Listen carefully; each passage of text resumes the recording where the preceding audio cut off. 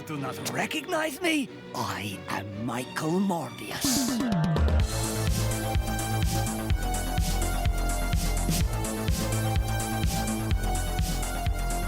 This time on the podcast, we regret to inform you that it is, indeed, Morbin time once again.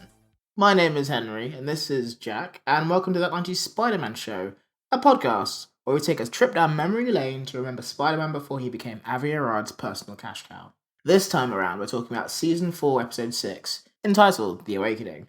The basic plot is that someone was, let me check my notes here, horny for Morbius, and now we have a vampire loose on the streets of New York. Again, it's actually kind of a parallel to modern day where Donald Trump will not fuck off. That's what we're talking about today, folks. Is that the episode title already? Horny for Morbius? Horny for Morbius. I think we have a few. I'm not gonna give you spoilers, but yeah, that came to me. No, I mean, I like that one already, but like, I'm also like, imagine if I had to show this to anyone ever. Horny it for might be a step too far. Yeah. But yeah, no, we're now officially, for anyone who listens to the show, or maybe this is your first one, or you didn't listen to the 5th anniversary episode that we put out, we are now, maybe, I haven't checked, the only Spider-Man the Animated Series podcast that is recorded internationally. Yeah. Across oceans and borders and... Pitbull approved. It feels like an achievement because it's harder to organize.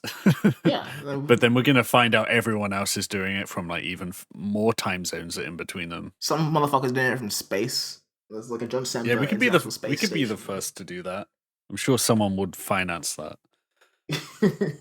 I mean, like, if there's any like rich, like, if Elon Musk is out there and for some reason like you haven't listened to any other episodes previously, would you be okay sponsoring us on SpaceX, X, Spider-Man the Animated Series, X, that 90s Spider-Man show, Enter Space? Don't listen to the rest of the podcast. Don't listen to it. Just this one. Most probably watched the Big Wheel episode and was like, why is the protagonist of this show kicked out of the show after one episode? He only turned up in like season 3. I had to wait all this time for the main guy to show up. Yeah. Probably calling us a pedophile right now. Anyway. I don't have no transition from that. To pedophile. Anything you do is like slander. I was going to say, speaking of unspeakable acts and horrible crimes that we have, for some reason, let slide. Since we last recorded, we lost one of our friends of the podcast, OJ Simpson.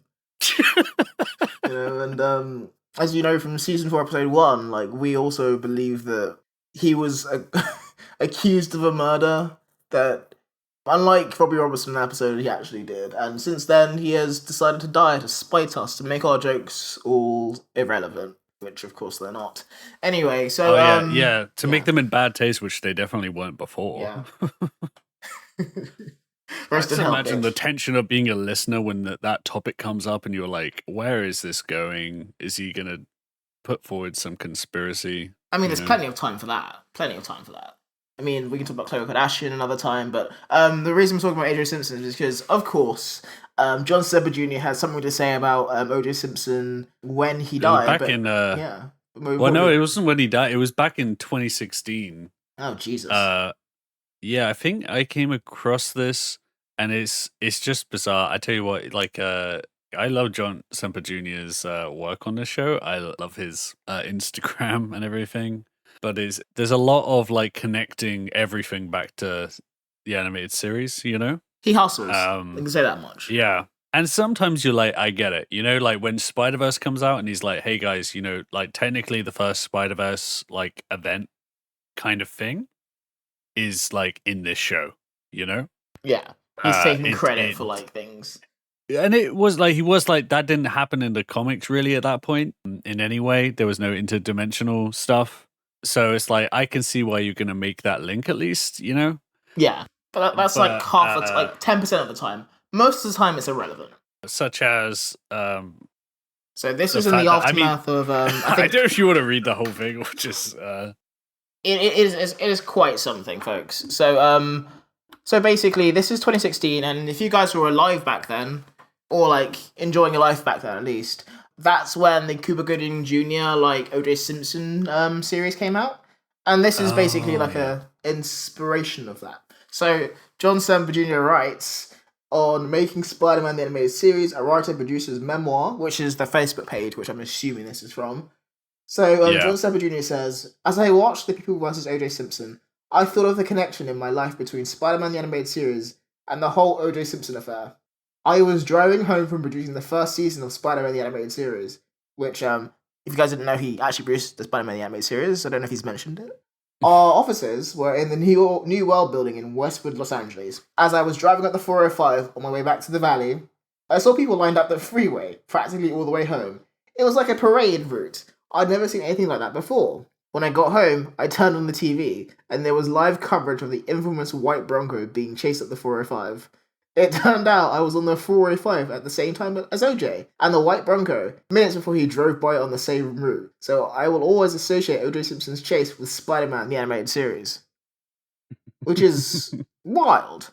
I think the thing with this, right, I think it's kind of interesting. Like, imagine if you were reading like an actual like book about the making of the show, right? You would want stories like that in it.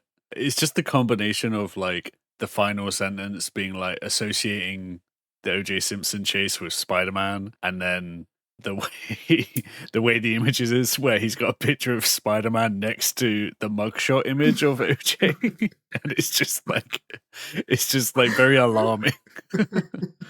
OJ, my spider sense is tingling. Classic OJ quote. Yeah. Okay, well, we should not turn this into another episode of talking about OJ. I mean, like, we only have so much time. Just like the entire introduction. Yeah, there's a lot on this agenda that we could talk about, but I mostly wanted to talk about OJ. Just as a bit of like housekeeping, since we last spoke, since we last podcast, my friends. Oh yeah, probably not since last podcast, but X-Men '97. I will get to it probably eventually. If you don't, you are like hurting yourself. You know, you're given a gift of like something from the Disney machine that is just good with no caveats for once, you know, and you gotta take it. You gotta take it. Do I have to like know what happened in the original run for it to make any sense?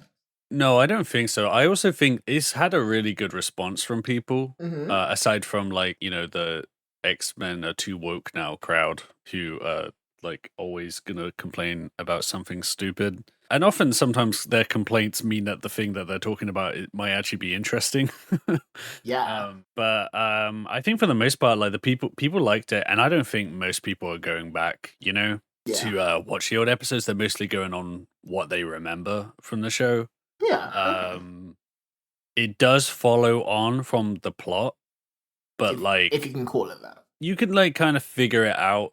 You kind of just know that, like, skip ahead 15 seconds if you don't want to hear how X-Men cartoon ended in like 97. Spoiler alert. You mean nerd alert. Alert nerd. Xavier like died at the end. Oh shit. Did he turn his opening? So this time I think he died in a much more normal way. Okay. Natural causes. But basically, so the only thing is like this new series is like it's the same timeline, so they've already met a bunch of their villains. It's kind of like now they're the X-Men, but you know, without Xavier around. Okay. And that's kind of the jumping off point. And then they adapt a bunch of new things, but they also like do some crazy good social commentary. Oh. And it gets super heavy. Lots of like wild stuff happens, like huge things. But then also like it's funny. And the animation is crazy good, because that's the thing. You watch like I like the original series. It's like a lot of fun and it's completely crazy.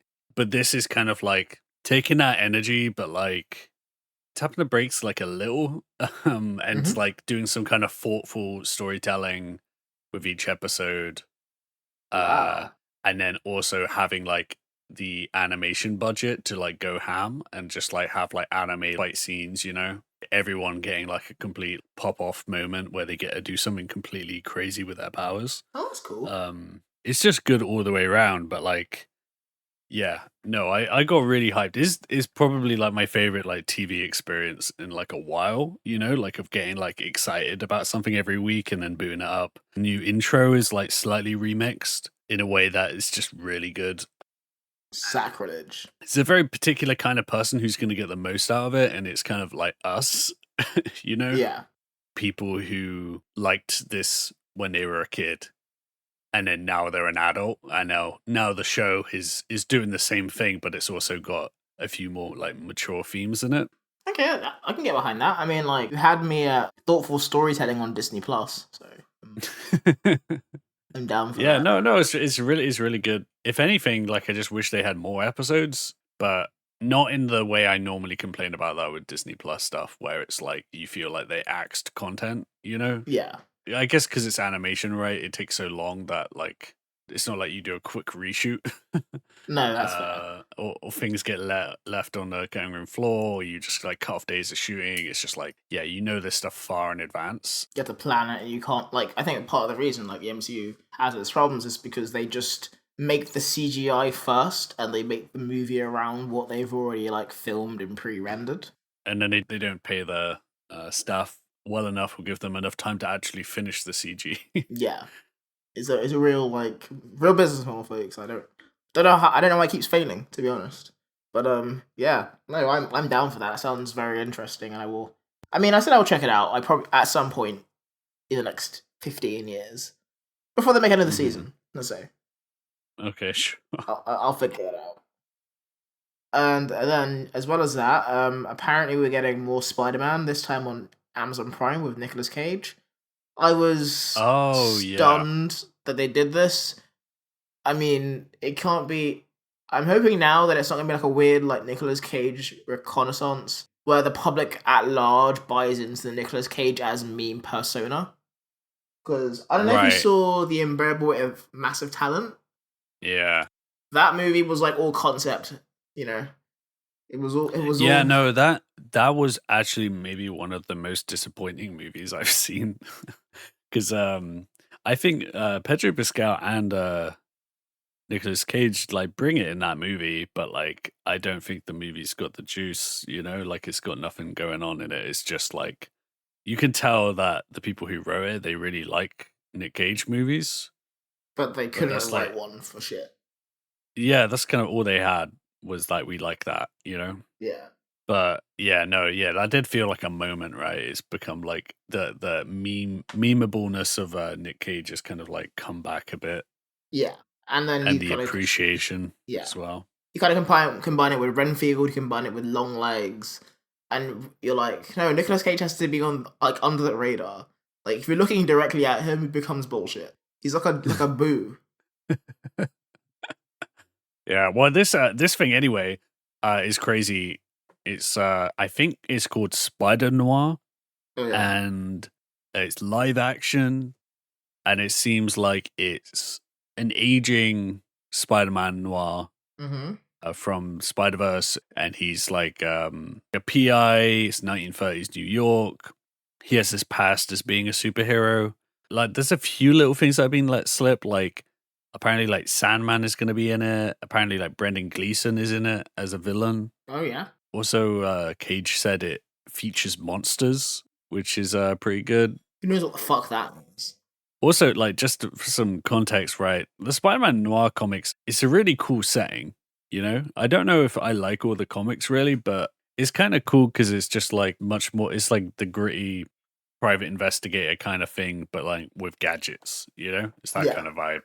Okay, like James Bond meets, like, a private investigator thing. Yeah, well, I guess a bit more simple. Like, if anything, he's, like... Because I'm just, like... I'm trying to think if he... I guess he has webs... I don't know. It gets like the thing that's like most notable about it is that like all the villains are like it's quite like dark, If I remember right, I think the Vulture like kills Uncle Ben or something. Also, I think the Vulture is like a straight up cannibal. That's kind of rad. Like it's that kind of changes to things. We're talking like ultimate Spider-Man changes. It's a bit more Batman, I guess. And like Osborn is like a mob boss with like a skin mutation that makes people call him the Goblin.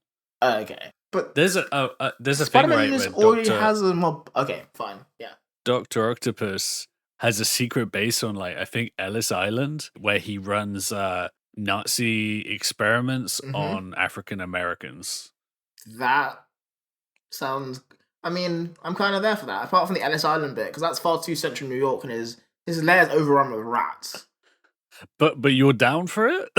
I'm down for What? everything else. Like, everything else makes sense to me. I'm just like, Ellis Island, really? Yeah, I've got some bad news for you if you were in this story.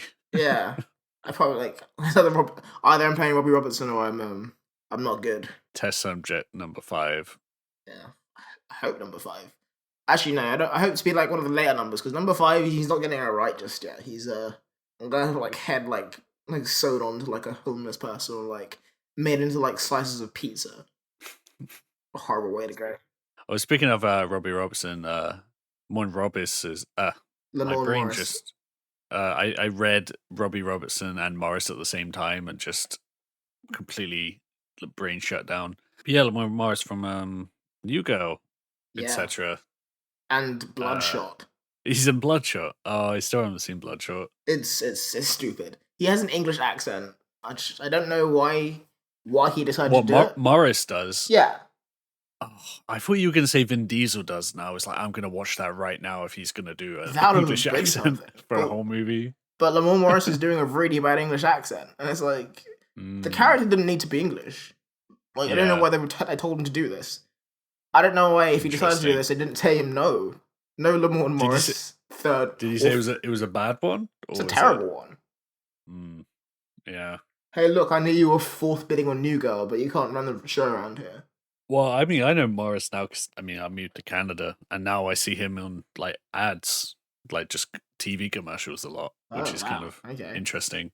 Okay for him. But no, I mean, I've liked him in everything I've seen him in, which, haven't seen Bloodshot, so can't comment on that. But it's interesting, also having, like, a younger kind of Robbie Robertson as well. Yeah, it kind of tracks. I'm kind of here for it. But yeah, I mean, we'll see. I mean, one thing I'll say with Prime is they kind of like throw money at things and then just like let people do it. Yeah. Obviously, that money is like not earned in the best way, but like I feel better about things that are on Prime. You know, they don't get like written off as like for taxes. No, exactly. You know, it's probably like a discussion for another show, but I also find it very funny that like of their 2 superhero properties so far, both of them feature like villains who are all powerful, like fucked up father figures. I mean, that's probably like another time because this is technically, folks, still the intro to the podcast. Yeah. You can tell we're really excited to get into this week's topic, which is Oh, you know what? I was thinking, maybe I should skip some of these points because we haven't talked about the episode yet. But then you reminded me what the episode is about, and now I want to go back to these points. Yeah, it turns out that like I was upset when we did our Morbius movie recap that we'd done too much Morbius and like we should really let the Morbius thing go. But then the animated series didn't hear me. John Sepper Jr. was like, "No, you're gonna get more Morbius. You're gonna get him today." So much more Morbius. Ugh. And spoiler alert for the next episode, probably more Morbius. Anyway. You're right, Bruce. I should quit whining and just do my job. So yeah, this episode is the 6th edition of Partners in Danger, right? Entitled The Awakening. And yeah, I don't know about you, but I was definitely the sleepening during this episode. Ugh. Why was somebody horny for Morbius? I mean, it's hard to even get going with this one. I mean, it's Morbius again. Morbius, who's managed to suck across 3 different mediums, at least. At least. Interdimensional sucker. The Morbius verse. The Morboverse. The suckerverse. Well, anyway, what happened last episode? Let's do like a little recap. J3 Communications, this is Dr. Kurt Connors of Empire State University. I have a story for you. Last episode was a birth of a spin-off sitcom starring the Vulture and Scorpion. Oh yeah, they were subletting from a deluded woman. Yeah. Your boy Silverman came back. Spider-Man embraced feminism. Sort of. He embraced Joss Whedon feminism. And Kurt Connors like sacrificed all his principles so Spider-Man could beat up a mentally ill man with a neogenic disease. Again. Alistair was humiliated by an old man in a baby body. I mean, the old man was also humiliated by being an old man in a baby body. He became old. Yeah. He regained his old body back, but then he shit his pants for his last appearance ever in the show. And, yeah, and that's not an exaggeration. Go back and listen to that episode if you haven't. It's a good genuinely one. what happened. And in the stocks today, the trenchcoat economy had a 20% boom from last time. Mm-hmm. Yep. So invest in your. I would sell your trenchcoat stocks just before the dip. It's not good for trenchcoats in this one. So Spider-Man and Black Cat are kind of doing their will they, won't they. More likely, or Spider-Man's saying he won't, and then changing his mind. And it's the whole thing. He needs to stop fucking around. And actually, on that Spider-Man and Black Cat note, we'll actually jump into this week's episode, where Spider-Man we kind of get to the bottom of why he's been fucking around. Really, you probably all know by this point that Spider-Man needs therapy, but you also know at this point that Spider-Man cannot afford therapy. So he's talking to his old friend Bruce. Yeah. He's swinging around the city, and he's kind of basically feeling a lot of guilt about what happened with Mary Jane, about basically people knowing that he's Spider-Man and how that went terribly. I mean, it's a bit of a jump, but it's also just straight up guilt. And I don't know about you, but I feel like the movies, one thing they don't necessarily get right necessarily, especially the MCU version, is that Spider-Man feels a bit of guilt, but I feel also the thing with Spider-Man is he's meant to be he kind of has a low level constant mental illness, which I feel is missing from his most recent iterations. Yeah. Well, honestly, I mean, I think there's a whole conversation to be had about this separately, but I think that there's a lot of different things you can project onto him as a character, from your own personal life. And I'm definitely doing that when I say a lot of stuff about him. But but I think you could 100% read that and be this dude's got ADHD. Yeah. You know? Yeah. The complete disorganization, and lateness and not doing things right, but also internally having something else going on that other people don't know about, Yeah. And of course you can map that to any kind of unseen, mental illness. Invisible disability or mental illness or whatever. Yeah. The only difference is that I guess Peter Parker has the excuse that he's actually doing other stuff. If you have ADHD, you're just thinking about doing other stuff, but you have the same situation and no powers. So really, I think he's coming out on top of that one. I guess that's where the fantasy comes in. Yeah. I wish I was solving crimes rather than failing to pay my bills on time. Wish I was solving crimes instead of my brain struggling for dopamine so I can get off the sofa. Anyway, so yeah, Spider-Man feeling guilty. That's how we start the episode. That's how we should start every episode of Spider-Man in the animated series. Feeling guilty, talking to gargoyles. Probably close to half the episodes at this point. Start with him talking to a gargoyle. Oh yeah, is this where we kind of go back to Flashback City a little bit? Yeah, and I actually like this flashback quite a lot, and that it's probably the best episode of the series. Getting a bit of a redux, kind of see what happens with him and Norman, and it kind of informs his flakiness with the Black Cat so far. And he's so deep in his reverie that his spider sense it doesn't go off when the Black Cat attacks him. I put in my notes here, spider sense is antithetical to arousal because I don't think you can have a boner and also fight off enemies at the same time. That's my personal headcanon. He gets attacked by the Black Cat. They have a bit of a back and forth. They have a nice moment. Basically, Spider-Man's you should take off your mask, and she goes, yeah, great. And he basically chickens out. He's I didn't actually mean that. I only wish I really knew the woman under this mask. Then maybe it's time you did. Why don't I take off my mask, and you take off yours? Wait, we can't take off our masks. Why? She doesn't handle it too well. Yeah.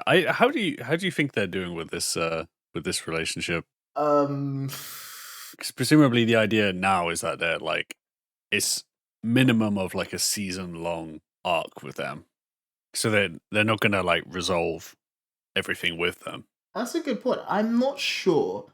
My vague child brain is remembering a few things that are coming up, at this point, half a season and a whole season to resolve all of that. So my guess, and knowing where Black Cat and Spider-Man will probably end up, I imagine at some point, like, they're gonna have to, like, shoot the shot here. Because the thing, like, with this that we know that the characters don't know is that as soon as those masks come off, so does all the tension, because Black Cat is, like, absolutely not with Peter Parker. Yeah, the funny thing is, right, I think I mentioned before the whole thing in the comics where when he first unmasks for her, she's very much not into it. Yeah. But more from like, oh no, you're the man of mystery. I'm not interested in your civilian persona. But then in this show, like the difference between this and the comics is that, you know, Felicia Hardy in the comics didn't know Peter Parker at that point. Whereas this one does, and she wishes she just didn't. He has been constantly rebuffed by her. And I think it's like, if you were actually into someone, they unmask, and it's like, oh, it's that guy who has asked me out like 10 times and I've said no. It's like the biggest possible disappointment. It's like a spider fish. Yeah, I guess the only thing is that she'd be like, oh, I guess now you're more interesting because I know you're Spider-Man, but now Spider-Man is less interesting because it's you. Yeah. It kind of like ruins a lot of like the feelings I had about this. Yeah, that's so yeah, that's coming, and if it's coming soon, yeah, Black Cat reacts badly to like basically Spider-Man chickening out, and she kind of like storms off, and Spider-Man's like, oh, why did I do that? And little does he know that he's going to regret it so much, so much. So yeah, cut to what I kind of, in hindsight, is actually a bit of like, well, the movie kind of ripped this off in that like we head to a cave, right, with some scientists. And for some reason, Deborah Whitman is here. And she's, like, tracked down Morbius with her black scientist called Clay. And all the way through it, I was saying to myself, this guy's 100% dead. Yeah, also, like, as far as I'm aware, that character is not in the comics anywhere. Yeah. He which brought makes him him into the show extra to vulnerable. die. Yeah, at the hands of Morbius. Yeah, so yeah, although I think like John Semper Jr. is generally pretty good with that kind of stuff, like for this era, and I think this is a case of him being like, can you imagine in like 95 or 6 or whenever this is, he probably had to fight to be like, no, can I have like this one extra black character here? Yeah, I need one like expendable one. Like, I know what I said before, and yeah, it's great that we have like more diversity and there's more opportunities for people of color. But I want to kill off one just once. Just let me have this. Just let me have this one. Did you hear this bullshit about Moonlight that Deborah like spills out of her mouth? I don't remember the Moonlight. I mean, there was the main thing. This whole scene was crazy. Completely insane. There was just a lot of like there was a lot of like retroactive stuff in this scene, and a few other crazy scenes, and a lot of wait, this is what's happening here. So I feel like, you know, a little soliloquy about Moonlight might have been deleted from my brain. It was more than soliloquy. It was more like they used like Moonlight science to be like, oh, this is where Morbius is. My brain like refused to let me remember it, and I wasn't going to like rewind. He's in like a Moonlight dense area. Something that stupid, yeah. Okay, sure. Yeah. Basically, yeah. Why don't you go to the moon? I don't know. I'm sure he tried. It would be better if he flew back and died on his way back to his home planet. Looks like your calculations were right on the money, Deborah. But yeah, so Clay, the expendable black man, asks like, why are we doing all of this? And this is where Deborah reveals that she had a thing with Morbius. I don't know how the timelines work with that, but like I feel like I feel bad for Flash, first of all, because he's getting like straight up like vampire pilled right now. Yeah, there's definitely some like retroactive stuff. I feel like she did make a couple of comments about Morbius here and there, including in previous episodes where it was kind of like, oh wait, did they have a kind of relationship, or did they know each other beyond just being students at the same university?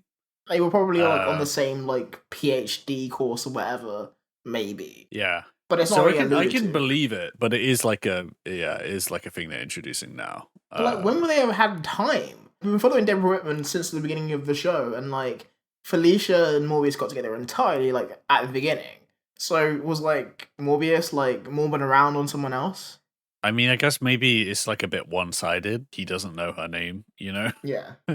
Whereas she's kind of like A teenage made it a bigger dirtbag. thing for her. Because it is, yeah, I mean, it's just, it is crazy seeing her do this because, like, in universe, it's like, why are you spending this much time pursuing someone that we know to be like A piece of a shit. monster? Yeah. Yeah. It's a And also teenage just like as a morbag. viewer of the show, it's like, why you why is this character going and bringing back this other character we don't want to see anymore? Yeah. For what a contrived reason to do something really stupid. Also, this is another thing another part of like the retcon is that Connors revealed Morbius was Morbius. Oh yeah, he totally As just outs stupid him. as that sounds. Yeah. Because we had that question before where we were like, do people know about him? Because he was presented as a victim throughout that whole storyline. Mm-hmm. And then he turned into a giant bat and flew away. And it's like, there's no reason for anyone outside of a couple of characters to know about this. But apparently, like, Connors went on the news and was like, hey, just so everyone knows, like, the science I'm super interested in claimed another victim. Yeah, it's kind of like insane. Like, I don't know why he would do this. Well, also, like, timeline wise, he did that and then, like I don't know, like a couple of weeks later, he like goes on news and is like, oh yeah, we're starting up that project again. Should that progress I said about that almost killed everyone? Do you remember how I set a vampire loose on the streets of New York? I brought him back. Give me more money, please. I'm afraid it's true. How exactly is Empire State University involved? Morbius tampered with ESU's neogenics equipment. He accidentally turned himself into a creature that needs human plasma to survive. 6 hours later. Has at long last recovered the sleeping body of Michael Morbius. A vampire? What? Please, don't be alarmed. I think before I was thinking like in this show, Dr. Connors was kind of getting abused by Spider-Man by like making him do these press conferences to lure out the Scorpion and stuff like that. But now I'm just thinking like maybe he actually has some ethical lapses. The lizard brain inside of him is kind of like, yeah, like he doesn't give a shit because I guess he just needs funding that badly because he will do a press conference. He will say what you need him to say for his research. Yeah, he's going to start talking about how like vaccines give people autism at some point. He already did that, but like, yeah, like a mid between episodes, like Spider-Man had to like fight a guy who was like carrying around syringes trying to kidnap autistic people. And like Kirk Connors like made that panic, you know. He's a big fan of ivermectin as well. Yeah, he's gonna start pushing that like a new replacement for like Ozempic, like losing weight is neogenics. Just come into my chamber and I'll barrage you with lasers, like DNA from this very skinny animal. And you won't feel hungry ever again, but that's because your stomach cells have been replaced with cancer cells. But you will walk on all fours and like shriek like a hyena. But you'll have abs, so it'll be all worth it. Yeah. So yeah, basically, Connors is like, yeah, we brought back the Vampire Man. What could possibly go wrong? Yeah, basically, like Deborah's looking like real pleased with herself, and Flash Thompson, who at this point is her boyfriend, right? I think so, yeah. I mean, effectively, like they never like really confirm that kind of stuff, but I think they've had a kiss, right? He's like following her around like a lost puppy. They're definitely showing it like that. So yeah, it must be. Also, like I think he points out, right? Like, didn't like Morbius actually like attack them? Yeah, multiple times. It definitely, yeah. So it would be extra annoying. But I guess they kind of posit Deborah in this show as being very driven to make scientific discovery, right? She's horny for science and horny for Morbius. Morbius was more than a friend. And it's pretty consistent with that, you know? She's kind of willing to, like, you know, follow the science wherever it leads her, even if that's very stupid. Even if it leads to her having sex with vampires. And that's actually, like, being a scientist in this world is pretty dangerous, you know? Yeah. Like, if she had that kind of commitment and resources and everything in our world, worst case scenario is she works somewhere that, like, struggles to get the right funding. Whereas, like, in this world, you know, she's still a student, right? And she's been involved in multiple, like, freak accident Frankenstein monster battles. To be fair, like I feel like every scientist like related to New York in this universe has been involved in some sort of horrible accident. Yeah. Like at this point, she's the only one who doesn't have like at least like a deformity or like some kind of like trust with Spider-Man. She's just like a lady who does science, and that makes her the most foremost scientist in all of New York. Do you think that like parents warn their children of being scientists in the way they warn off people riding motorcycles? Yeah, it's a death sentence. Yeah, it's just like, I don't want you doing that because it's dangerous. And it's like, I'm literally just like doing my biology homework. Yeah. And it's like, yeah, but we know where that leads. People start burning science books. This actually it's an issue. Yeah. It's a real issue. Yeah. And there's no regulation. They keep letting Connors go back to his bullshit. Like, no one's defunding him. Like no one's like he's got tenure, so they can't fire him. Apparently, he like sued them. Yeah. And he's the nice one. Yeah, you know, he turned into a lizard like a couple of times, but like I mean that's like the best case scenario.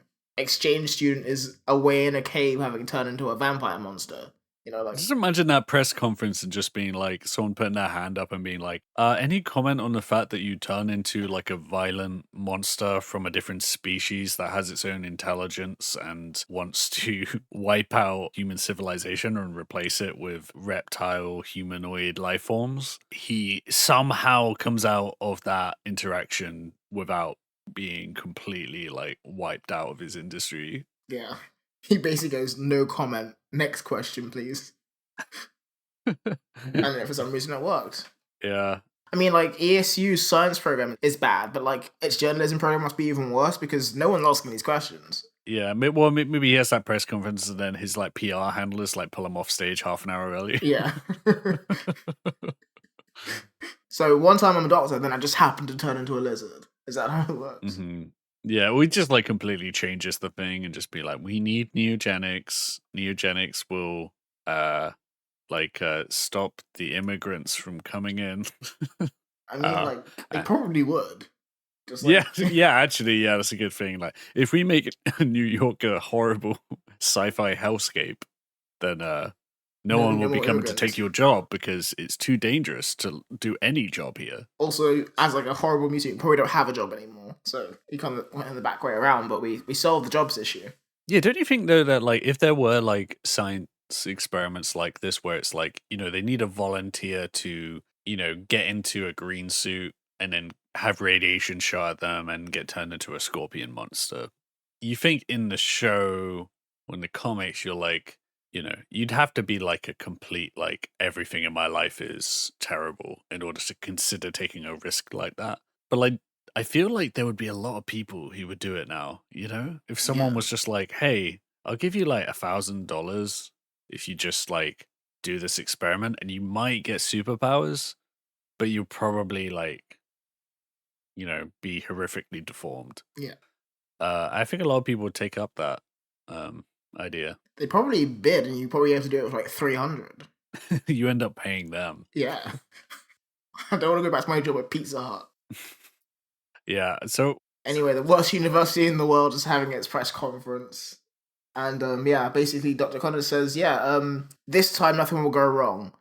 No, I haven't seen Jurassic World. Why do you bring it up? Aren't you jeopardizing all our lives by bringing him back to the city? No!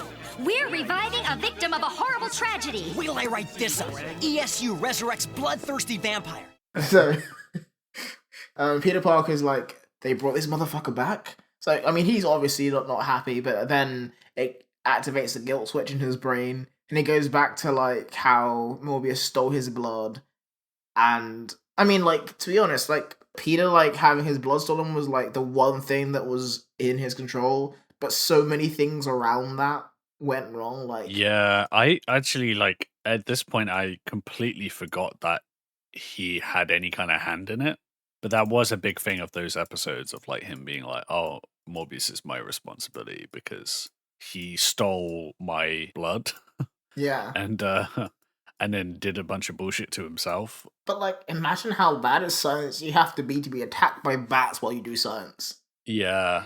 I mean... Shut a window, man. Use the AC.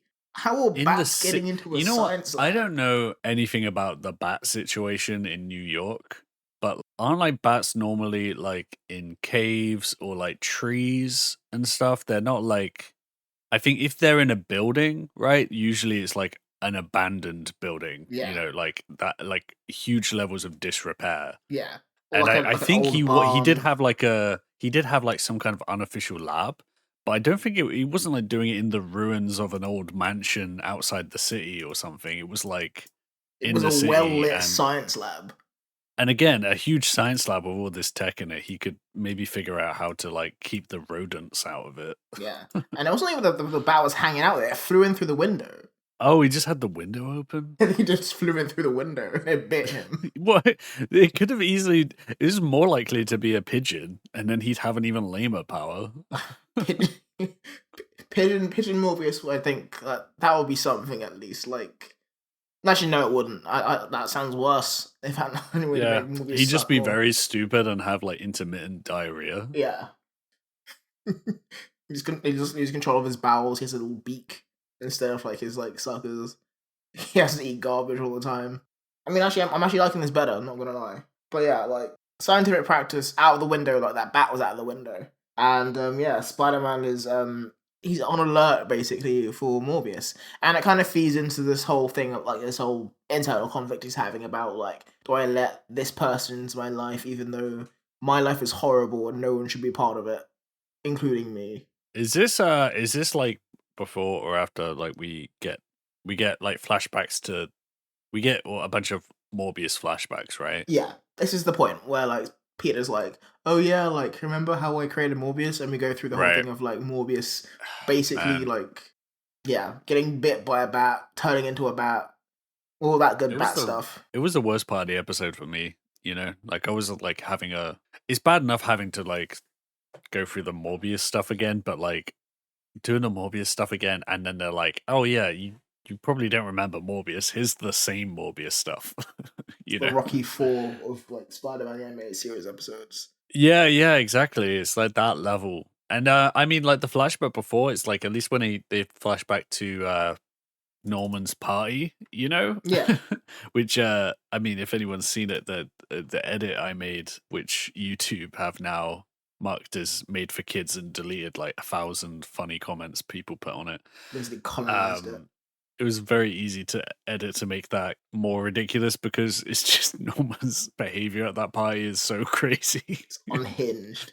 And you get like a little bit of a flashback to it earlier, you know, like now the party can really begin. And how do you get those fantastic angles and weird implications that they're sleeping together at a dinner party? That It was weird all sexual amazing. I'm like, you can flash back to that. Just show the whole episode. It was a great episode. I don't want to see the Morbius stuff again.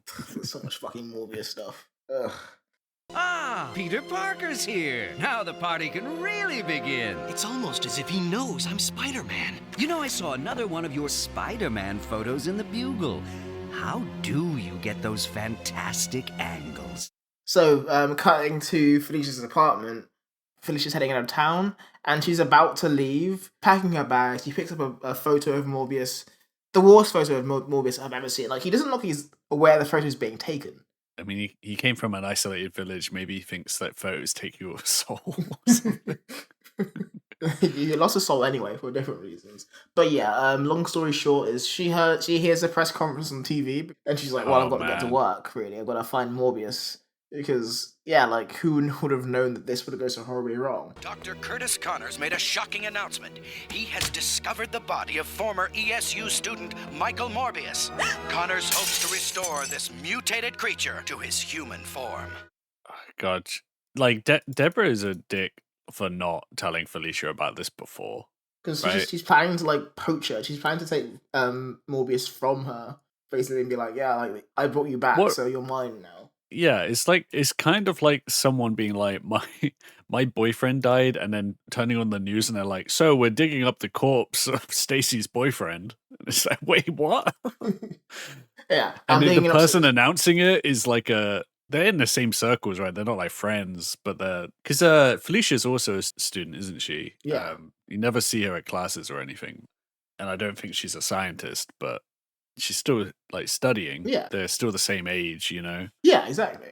Yeah, it kind of make Deborah look more sus, you know? It's But she kind of didn't do insane, it. yeah. Like, imagine if, like, my girlfriend died, and then you brought her back to life just to be like, I'm going to have sex with your girlfriend's dead body. And I'd be like, I'm too confused to be offended right now, really. I can't believe no one stopped Deborah from doing this. Looks like your calculations were right on the money, Deborah. Speaking of the newscast, who else is watching the newscast but our old friend Kingpin? Does he like not have like ongoing operations? He's just like sat around waiting for something to happen so that he can like go and steal it. Basically. I mean, that's how most capitalism works today, if you think about it. Mm-hmm.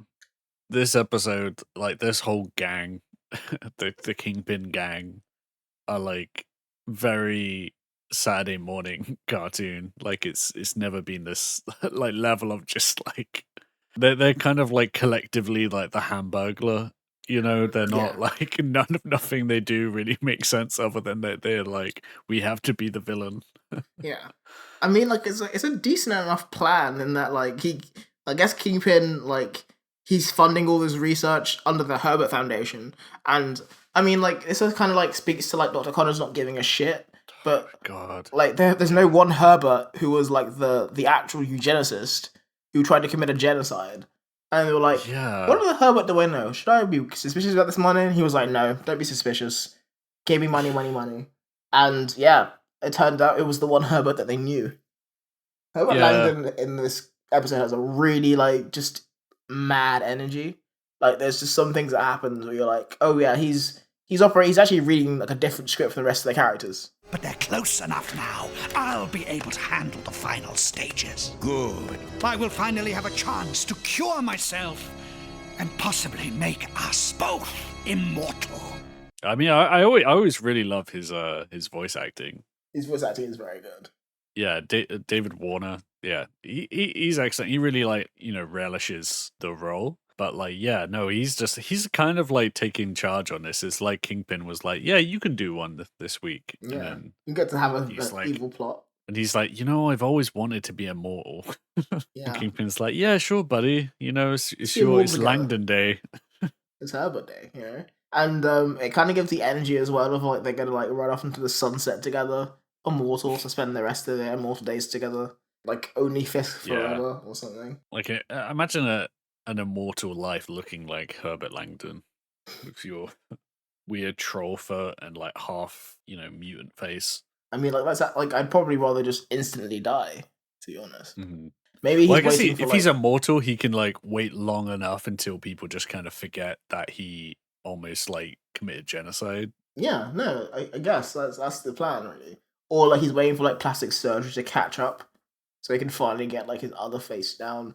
Or I guess as well, he's trying to like, speaking of only Fisk, trying to get his Cabot be like a sort of income for years to come, rather than like one day him dying and not being able to continue only Fisk. I don't know why he's doing this, but he wants to do it. He wants to live forever with Kingpin, and it's kind of sweet in a twisted, horrible way. Anyway, so we cut back to Spider-Man, who's back with his old friend Bruce. He's learning a little bit about himself. He's learning how to open up. He's considering Black Cat's feelings, sort of, not really. We cut then to the Black Cat meeting with Whistler. I have no idea how she knows anything about this guy, right? She was there as a civilian when Morbius kidnapped her, and then Blade came and saved her.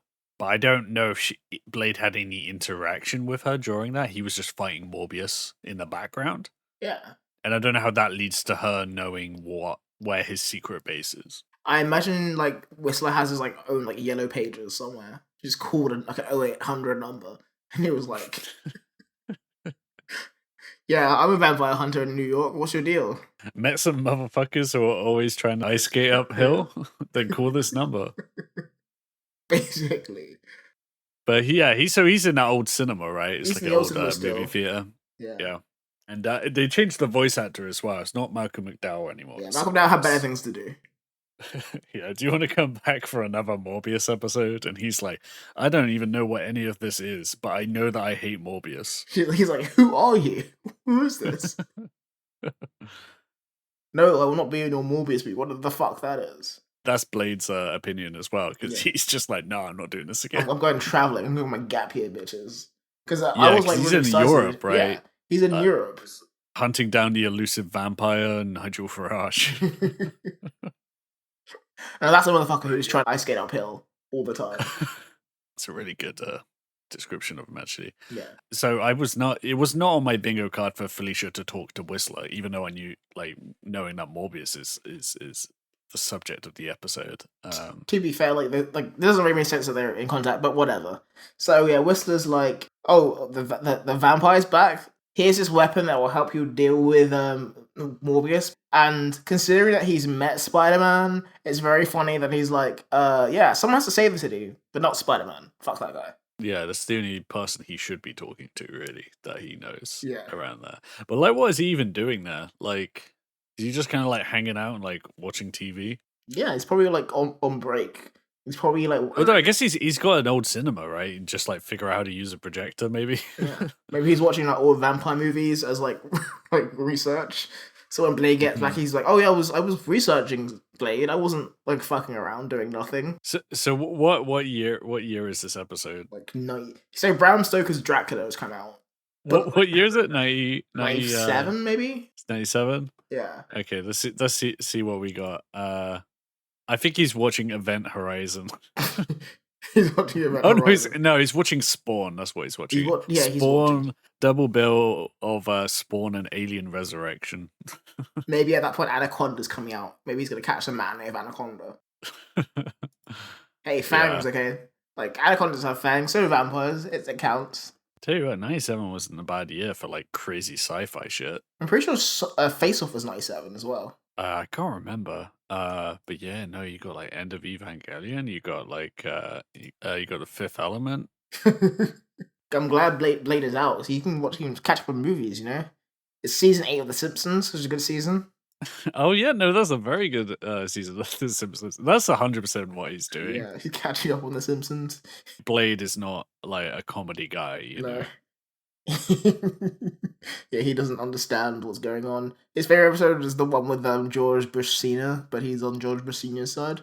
Yeah. He was like very he was like clapping when like Bush made that speech about how American citizens should be less than like The Simpsons, and he was like, "Yeah, tell it, son." Blade isn't allowed to vote, but he would vote Republican. I think. Well, now this is just going into slander. So he would vote Republican. He thinks liberals. Well, I think he doesn't. I think he doesn't vote for anyone because he's waiting for someone to come down on vampires. And everyone's like, vampires aren't real, and he's like, well, I'm not voting for you then. I'll vote for this independent candidate, and it's just Whistler. Yeah, he was actually at the National Association of Black Journalists, but he was barred because he asked too many questions about vampires to Donald Trump. Keeps missing his campaign appointments because he's watching The Simpsons. Maybe that's why he's in Europe, to like resurrect his political career. Well, anyway, where are we at? We're at the Herbert Foundation. Just so you know, yeah, that's what it's called, the Herbert Foundation. So okay, yeah. Let's see what happens. This is where this plan, which I mean, you said it makes sense, but I think this is where the sense leaves the building. Yeah, like sense has gone with Blade to Europe at this point. Yeah. So yeah, back at the Herbert Foundation, Flash Thompson's like, I'm sorry for how I acted earlier, but also you implied that you were about to leave me for a vampire who tried to kill us. And Deborah basically is like, yeah, it's cool. She starts gaslighting him that everything is fine. And she's like, under her breath, like, soon, Michael, we'll be together. What was that, Deborah? Nothing. Let's kiss. Man. And the level of patience you have to be to apologize to someone while they've got like a bat monster in like a container like a couple of meters away from you. I think the dating scene in New York must be terrible if like, first of all, Deborah's like, well, I have this man who like dotes on me, who cares for me a lot, but I'd rather have like a vampire like bat person who was dating somebody else. But that's the man I must have. And Flash apparently can't do better. He's just that in love or whatever. Morbius was more than a friend. whatever's going on there, a hole gets blown through the wall as Herbert Langdon, who happens to be funding the Herbert Foundation, walks in with Shocker. I don't know why Shocker's agreed to do this. I don't know why Landon thought Shocker would be the best person for the job, but Shocker's here. Landon says to Shocker, go get Morbius, and Flash is like, I can fight you. But Shocker, he can't. When he throws him into that stasis chamber, another door opens and Morbius is out of here. This is where we find out one of Shocker's powers is to resurrect vampires. Deborah's been trying to revive Morbius using science, but that hasn't worked. But apparently all it needed was electricity, which, I mean, who would have known? Like, oh, we forgot to turn this on. Yeah. I'm telling you, ESU is the worst university in the world. Like, they don't learn anything from this science university. People get bitten by bats. They're like scientists running amok, destroying the city, and yet they stay open and people want to go there to learn science. It's like a mad scientist course. Yeah, Connors is just like a supreme grifter, right? And he's just got like some money-making scheme. He just wants to like, sell neogenic NFTs or something. Yeah, I think ESU is a subsidiary of Trump University.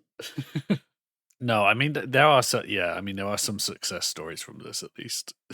I don't know if there are. There's like basically the success story is Connors. There is a panel in the comics where, which I love, which is like the lizard talking to someone, and he's just like, "I was successful, but not many people agree that this is success."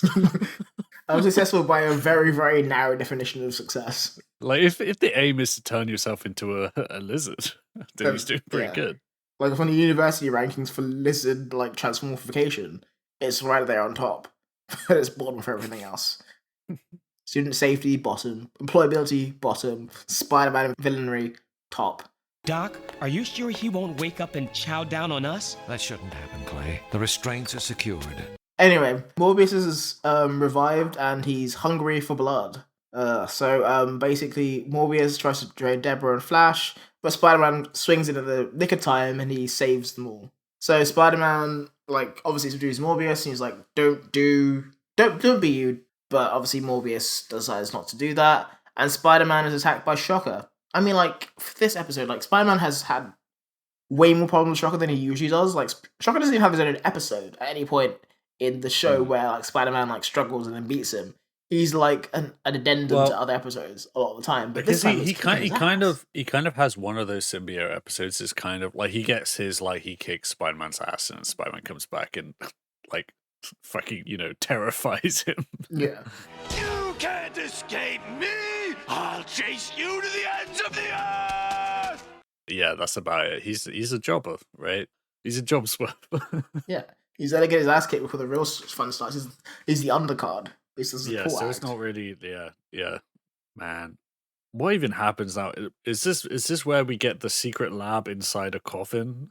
No, before that we have like a helicopter chase with Shocker and Landon on a helicopter and chasing Spider-Man. And this is where basically Spider-Man gets like knocked out and Morbius is about to drain his blood, but Black Cat passive aggressively saves his life and then runs away. And then we cut to Central Park, where Black Cat follows Morbius, and she's like, "Hey, look, it's me, Felicia." And Morbius is like, "Hey, stay away, because I'm a monster." Oh man, I hate this cycle. The like, stay away from me. I'm a monster. I can't control what I'm doing. And then like, oh, I can help you, and him being like, no, I'm gonna leave. I'm gonna run away from help in order to do more monster stuff. But then I'm gonna. It's like kind of like weird manipulative behavior. Yeah. It's like, this is not the time to be like this. I have missed you desperately, Michael. Get away. I am a monster. No! You're still the man I love. How can you love me? I am doomed. He actually says to Felicia at one point, "What happened to you?" And my note says, like, "What happened to you?" Yeah, let's table that, like let's put a pin in that one because you get to judge her. She has superpowers. Like, what do you have, asshole? I mean, maybe he's jealous. He's like, wait, there's a way to get powers without becoming a horrible monster? Wait, how many cats bit you? Just tell me now. Maybe I wasn't bitten by enough bats. He's like, yeah, classic, like, cat climbed through the window during an experiment, huh? She's like, what are you talking about? He's like, never mind. Just tell me, how many cats was it? Anyway, yeah, like, Morbius says, like, can you help me find peace? And Felicia basically is like, yeah, like, have you seen Of Mice and Men? And he's like, what's that? And she's like, never mind, you know? Yeah. And I guess so. She basically says to him, like, meet me in the clock tower where you got, I think, is that where he got bitten? Or is that where his lab is? I think so, yeah. Why? Yeah, to be fair, why is his lab in a clock tower? Like, Yeah, you're going to get, like, bitten by that bats. why is that somewhere that you can run a lab unnoticed? Yeah. Like a landmark of the city. Yeah. Yeah, I mean, like, he deserves it at that point. Anyway, Spider-Man, like, has at this point lost Morbius, and he goes to Felicia's apartment, knowing that Morbius would probably like make a beeline for her. But unfortunately, Langdon has read the script. Spider-Man's about to have his ass kicked by Shocker again, but Black Cat like swings in at the last moment and like saves Spider-Man. And then they kind of leave the apartment, and Spider-Man's like, "So what is going on with you?" Ignoring the fact that he's been hot and cold with her for like 3 months. Yeah. And then she's like, I've got some shit to deal with, and she leaves. At this point, she goes back to the old theatre and, like, tells Whistler, like, can you tape the rest of The Simpsons? We gotta talk. And this is where she tells, like, Whistler that, like, she basically, like, she used to have sex with Morbius. And I would be pretty pissed if I was Whistler and, like, someone's, like, come in to, like, ask how I, like, defeat a vampire, and it turns out they wanted to have sex with the vampire the entire time. Like, imagine if, like, Jaws had the whole, like, cook on the chalkboard thing, and that, like, old man is kind of like, okay, this is how you beat the shark, but you gotta let me fuck it afterwards. You were like, no, and don't help us. You know, that would be a great character for Andy Daly to play. Yeah. It's just one for daddy. Yeah, I could see him acting like that in that movie. Just as a side plot line, I'm also a very specific kind of pervert. What you're telling me is most disturbing. I had no idea you had feelings for this creature. I'm with Whistler. I can see why he's annoyed with her, and then she's like, I need something that will kill him. And Whistler's like, here's this gun that will kill him, actually. Here's a solar weapon. I mean, it's funny when you said that, like, I'm just like, how much powerful this episode would be if he just handed her, like, a revolver, you know? Yeah. Here's some silver bullets. Can you get out of my Just my this theater whole, now? like, this kid show, and it's just, like, all these lasers and stuff, and it's just the Black Cat with that gun that, like, Robbie has in that one episode. Yeah. Lots of things would be sold if he just gave her a gun. Anyway. Maybe, actually, that's, like, a safety thing in this world, because, like, the lasers don't, like, they stun you or whatever. They don't, like, disintegrate you, like, in some fiction. So there's actually, like, regular guns that are just, like, outlawed. Because it's like, wait, that would make a hole in someone. Why would you use that? This is the future that liberals want. Yeah. Just lasers everywhere, monsters roaming the streets. Yeah. There's no such thing as a good guy with a laser. Oh, man. I just wish there was a way to, like, just find one of these, like, dirtbag politicians on the right and convince them that events from Spider-Man the Animated Series are happening in real life. And then just see them go and make these speeches and go to rallies and stuff where they're just like, you know, there's this university-educated Marxists all working at the Langdon Foundation. Have, like, Morbius on Alex Jones' podcast. I could see Morbius pivoting into that kind of grifter territory, you know, that kind of like, well, everyone thinks I'm a monster now, so I'm just going to go on some of these podcasts and sort of rehabilitate my image for a very specific group of people. You mean, like, crazier things have happened in this hellscape that we live in. So, yeah, back to the clock tower, Black Cat meets with Morbius, and she says to him, I've got a device that can end your misery. Unfortunately, the Black Cat says that the gun won't kill him, but it will return him to his hibernating state that he was in before. End your misery. You will never walk as a vampire again. But you will never walk as a human either. It will return you to the limbo of sleep, between mortal and immortal, forever. It is the only way.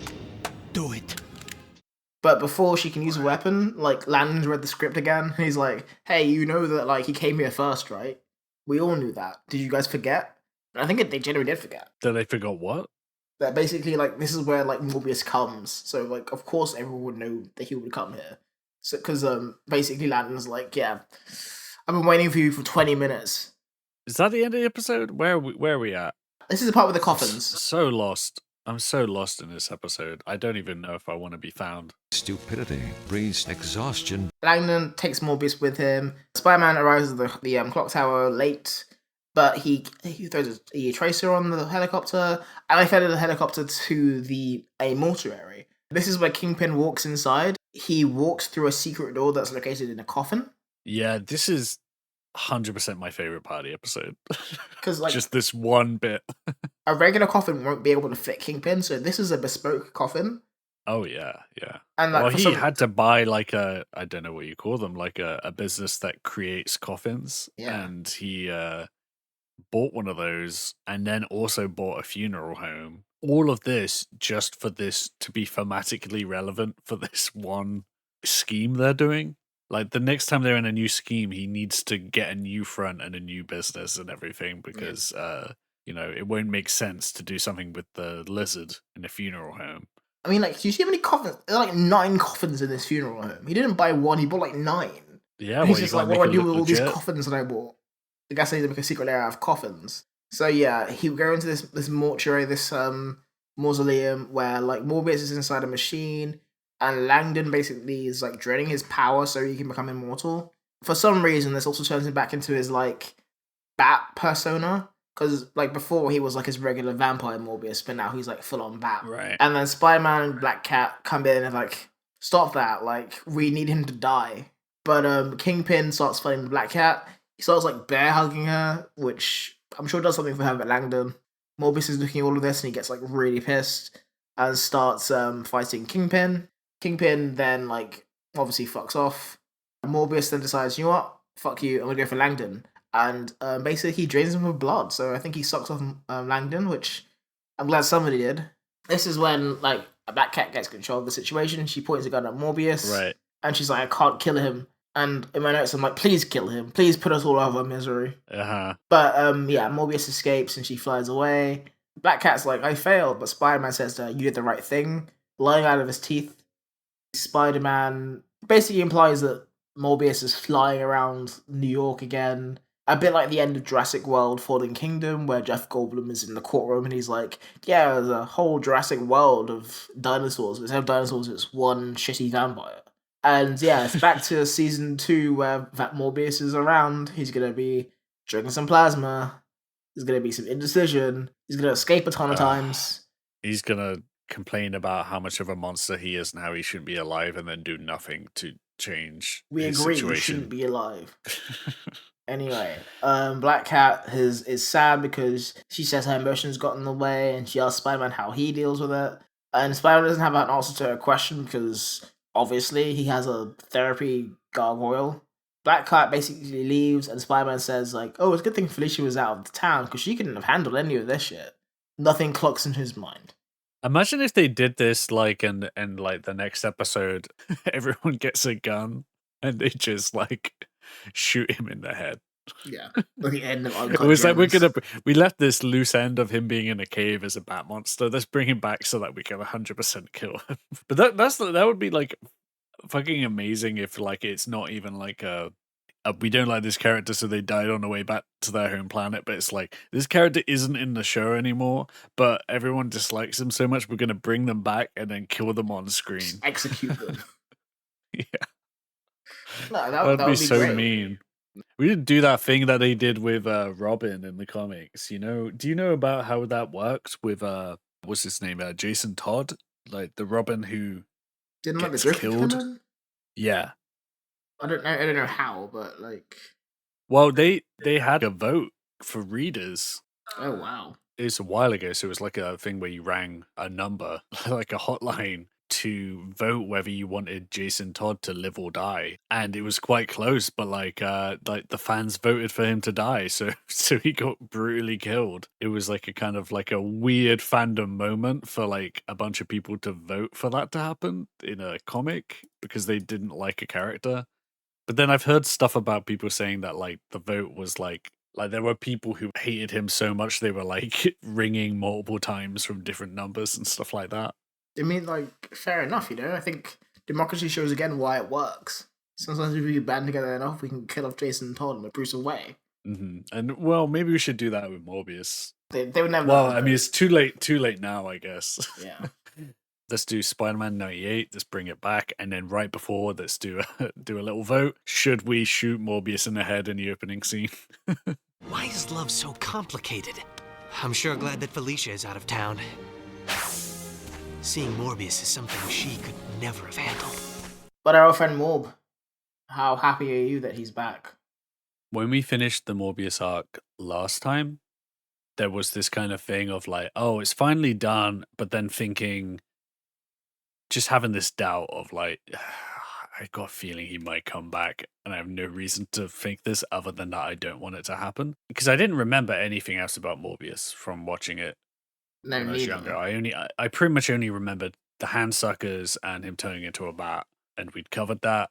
Yeah, no, it was disappointing. I think at the start of this series, near the start, they mentioned Morbius again, and I was like, oh, okay, I think he's going to come back. And then before, the episode, I think I saw like a thumbnail or something, and I was like, fuck's sake. But no, it sapped all my energy. Like having to watch it. It was like not the best way for us to come back into this this whole thing we're doing here on this podcast, because like last episode was just such a delight, Yeah. I've forgotten what that episode was called even. Was it just called Partners? Was that the episode just called Partners? I don't remember, but that sounds about right. I think the thing with this episode as well is that like it's like the end of like a Halloween movie where like you see Michael Myers on the floor, and you're like, oh thank God it's done. And you look back and he's not there anymore, and it's like, why don't they just fucking kill him off? Yeah. Although the bit where he like gets shot and he's lying down, sit up again, like blah. But it just keeps happening over and over again. It's just pure evil, man. Yeah, no. I mean, we will never be free. Now I'm gonna be looking for him like around every corner. Different shows that have nothing to do with Marvel, I'll still be expecting it. Vampires, yeah. I can't watch the Vampire Diaries, all iterations of Blade. I don't go out at night. It's ridiculous. I think as well, like, for all the reasons he could come back, this had to be the dumbest version. Yeah, it's literally just like willed into happening by a character, Like a not forgotten romantic subplot. I mean, also, I tell you what, there is a very key line in this where I think like Deborah's like working too hard or something, and Connor says to remember that exhaustion breeds stupidity. I think Morbius breeds stupidity. That's the line for the episode, Yeah. It's just, this feels like a tired writer's room that's like, we need to fill 2 more episodes of this season. Guess let's bring Morbius back. Let's close that off. How about if Deborah was horny for Morbius? I'm fired, aren't I? Honk if you're horny for Morbius. Honk if you're horny for Morbius. I'm fired, aren't I? Oh, yes. The rest of you writers start thinking up a name for this funky dog. I think with the rest of it, instead of like the whole like Black Cat and Spider-Man, I think it's just going to be them like doing it with Morbius. And at the end of the season, they'll be like, finish with Morbius, and then we'll say to him like, I've lost all sexual desire, so I don't think we can have our thing because Morbius stole I think that she's from going to us. say, I think I've lost all desire. Yeah. Like, including like, spiritual, just life desire to do things. Just slowly walks into the sea.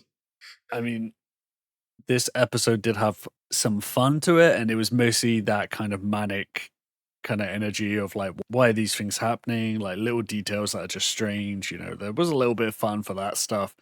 But then as soon as Morbius comes on screen, it's just like, it's exactly the same. Yeah. Like, they might as well just recycled lines, from Basically. previous Morbius episodes. The stuff I enjoyed the most actually was the Kingpin stuff, because like I have my notes. I think he's back on his bullshit. So crazy.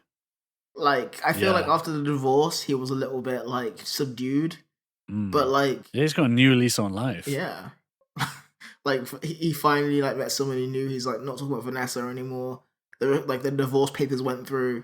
It's a stupid plan, but like Kingpin like hijacking a science experiment so he would become immortal is exactly the shit he should be doing.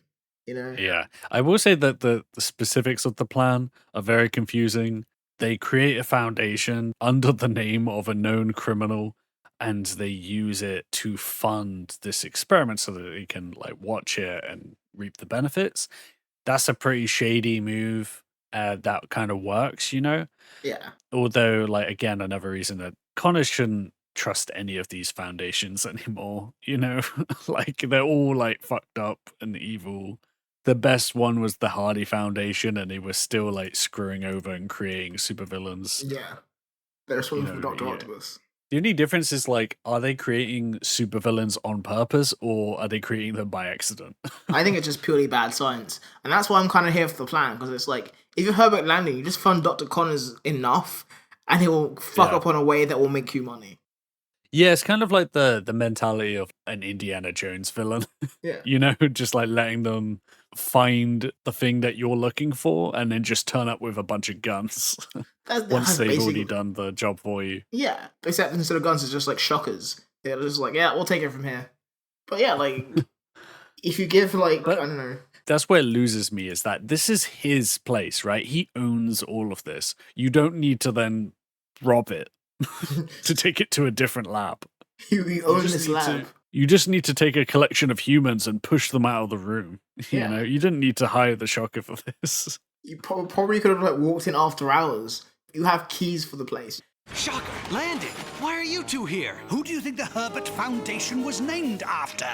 But like Langdon was like, I want to have some like excitement. I feel like you've kind of been holding out on me, Kingpin. So I'm gonna have more excitement in my life. Because like this is a Herbert Langdon special. The man he's a genocide or he's bust. All he knows how to do is plan genocides. But at the same time, they're not really like funding this very well. I guess they're saving money. So it's maybe that's a good plan too, is like you kind of you underfund them because you don't want to spend too much on people that you don't actually believe in the science of, because you just want to cut them out of it as soon as possible. That means that you got like budget cuts and having stupid stuff happen, like Flash like falling onto this thing that's holding a monster is like enough for its squeaky door to like kind of go ee and open. You know, it's like, okay, that was your security on this guy. Yeah, there was a lot of stupidity this episode. A lot of like people being like, is this a bad idea? And then immediately it going wrong. I just thought about the end of The Boys season 4. Like, spoilers for The Boys season 4, but the end of like the whole situation where like Sage walks in at the end of it, was like, yeah, this is basically what I thought was gonna happen. And you're like, well, like I'm not sure this is like a genius plan as much as like I expect all of you to fuck up in a certain way, and I just have to be prepared for the fuck ups. Rather than actually thinking about what people are going to do. It's like that kind of cynical planning of like, if I give him enough money, but not enough money, he'll do exactly what I need him to do. Yeah, because there's not much complexity to this. 'Cause if we just dump a little bit of money on this, and then we'll just predict the locations where they will go. Yeah. Exactly. Because everyone here is stupid.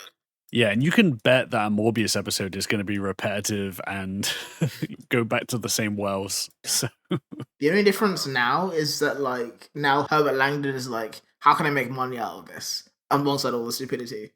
Yeah, I mean, I'm still confused by it. Really, like I get the point A on the scale, and then it's a lot of question marks, and then at the end, immortality.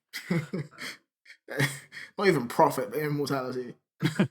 Because even if they're like underpaying them, like that's like thousands of dollars they've sunk into this vampire man. Morbius! I blew it, didn't I?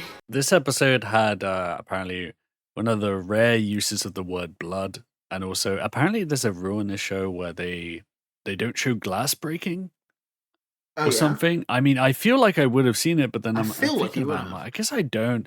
But it's like there's something about that that's like too violent. Oh, yeah. Or like, I guess maybe people think that kids will jump out of windows if they see it happen or something. I guess that was the 90s, right? I guess like most of the time, like walls are just blowing up. People just crashing through walls. Like the Kool-Aid man. Yeah, walls are fine. I guess that's like harder for a kid to pull off. Those rules are broken in this episode for some reason. And I can only think it's because it's like a quick, while no one's watching. Everyone tuned out. It's no an one's exhaustion being, breed stupidity sort of thing. Yeah, no one's being like led astray by a Morbius episode. This has no influential power. Congress won't even watch this, so they won't even fine us. Yeah, so were you kind of like, I mean, it feels kind of like an obvious question, but like, how did you feel about this episode? Was it good? I was mad that the episode was even happening.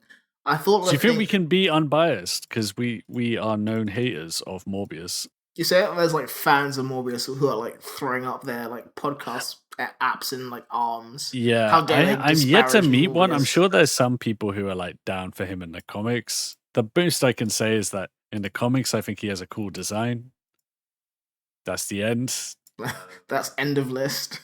A one-item list, and I'm sure there's some other items that other people have to put on their list, but I don't know. Yeah, maybe people liked him in this. I feel like just because it's a show that people watched them when they were kids, like people have like unnatural attachments to random things from them that they half remember. Yeah. But no, it's just so tedious. And I can't believe they did like 6 episodes of like tedious Morbius, so like read more of all the characters to bring back. Did you know that this was happening, or like, did you like figure it out at a certain point or guess? No, I was genuinely blindsided by the fact they brought Morbius back, because at this point in like the season, in the run of the show, right, we have basically at most 18 episodes of the show left to go. And from what I remember, there's so much plot to go through.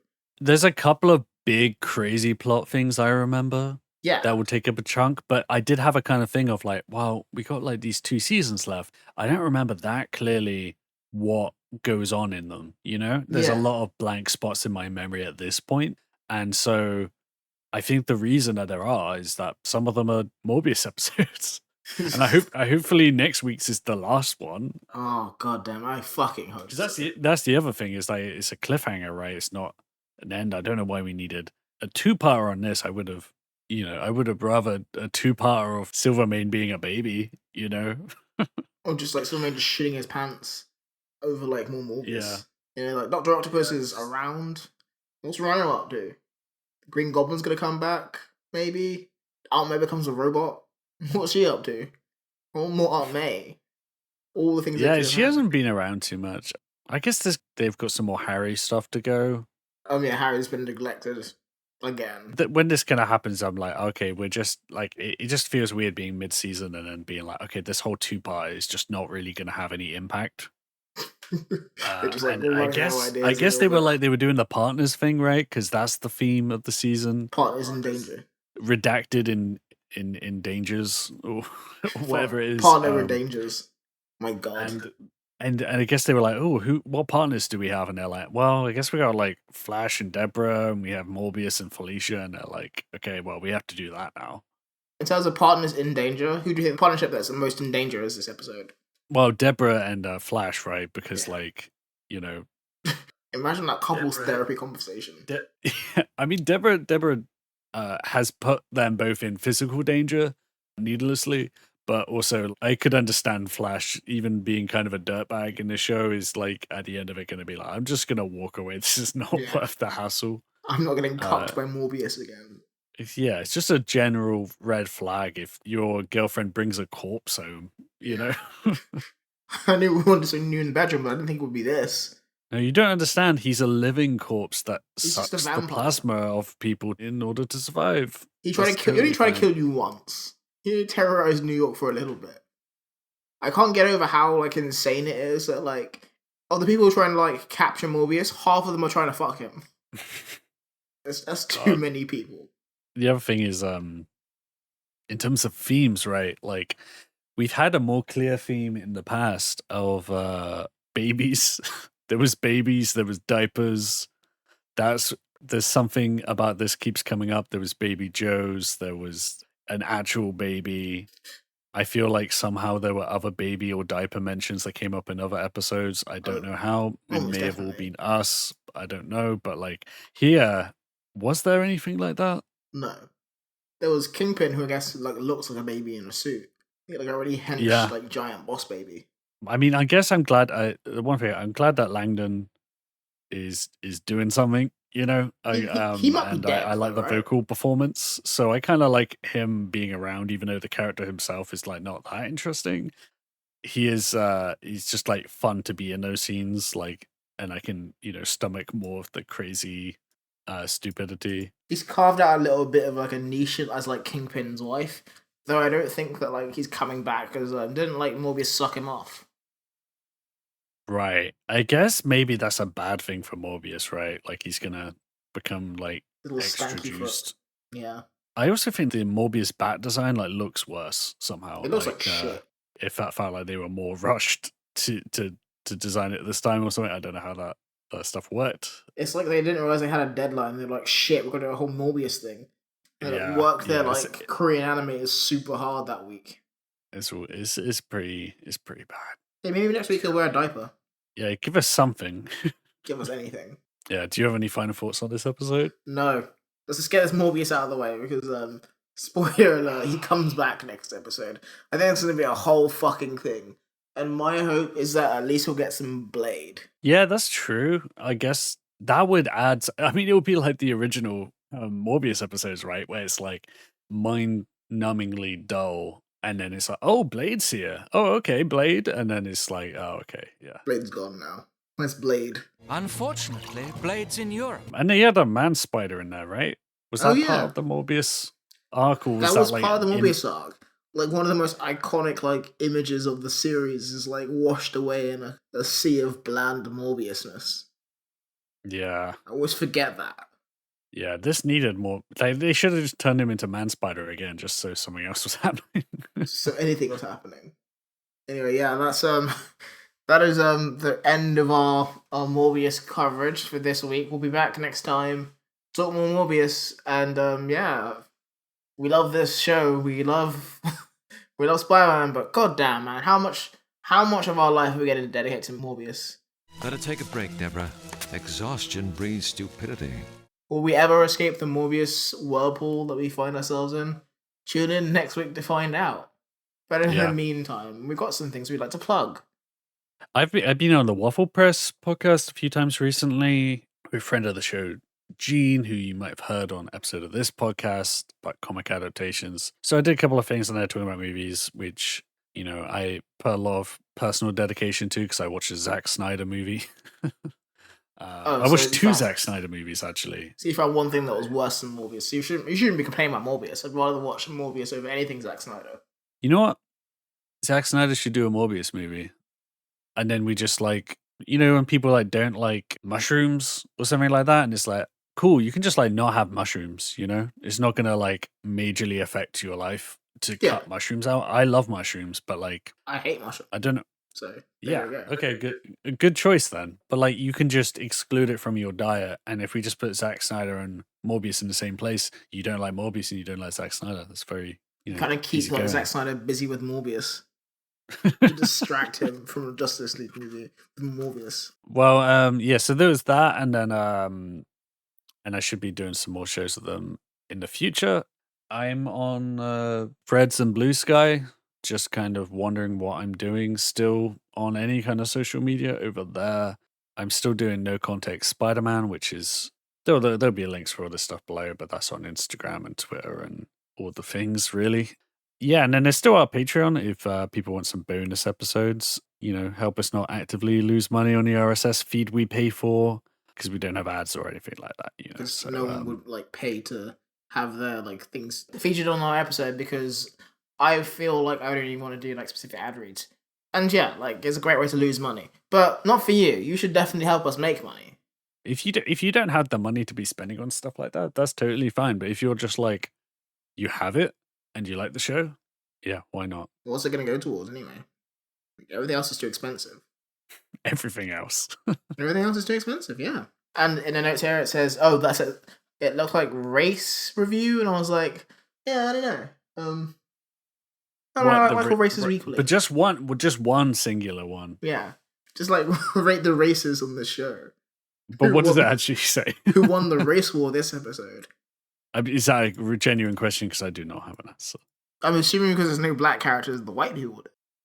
Well, there's one guy.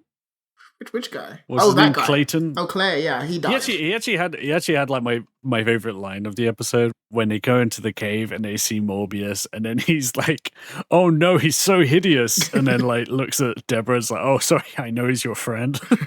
Anyone hit like he says like a massive faux pas. And it's just a very funny introduction to a hideous character. Yeah. Morbius, the vampire. He's even more horrible than I imagined. I'm sorry. I didn't mean to say that. I know you two were friends before this happened. But yeah, no, that's good to know that he lost the race war, but he won in life. But yeah, okay, but it wasn't race review. It was rate and review. Yeah, please do that. Don't review our races or rate our races. We don't really. We're kind of okay without any kind of inciting racial hatred. I think that's Something that here in that 90s Spider-Man show that we like to avoid if we can. But no, please tell us how good the podcast is. That would be really well appreciated. And in your review, you can mention that, like, please don't mention actually that, like, one of the hosts tried to start a race war, because there's only so many strikes that I can have. Yeah, no mention of that, please, because I think you'll probably get your review removed, I imagine. Yeah. I don't know how much effort they put into moderating that kind of thing. Almost none. I mean, like, I guess on the other hand, like, if, like, podcasts become too woke, they let them complain about it. So, like, maybe they'll be like, oh yeah, it's all equal, right? This is basically complaining that it's too woke. I'd love to get one of those reviews, actually. I don't know if we're woke enough. I say some horrid things on here. So someone's going to be like... Yeah, but they're kind of, like, woke, abhorrent, right? Yeah, I guess. Maybe, like, they'll be like, oh yeah, that guy should run for American president because he sounds like the worst. That's all we need. He's gonna stick it to the liberals. And maybe I will stick it to the liberals, who knows? Anyway. I think you're too lazy to stick it to the liberals. That sounds like a lot of work, to be fair. But I'm not too lazy to plug... Well, no, I'm not going to plug anything. I'm actually too lazy to do that because I don't have anything to plug. But yeah, please check in with us for the next episode. Any last words before we head out, Jack? Yeah, I wish Whistler would design a device that would end my misery and return me to the limbo of sleep between mortal and immortal forever. That way I wouldn't have to watch another fucking Morbius episode. And there you have it. That's been that 90s Spider-Man show, and don't forget, exhaustion breeds stupidity. Good night, folks.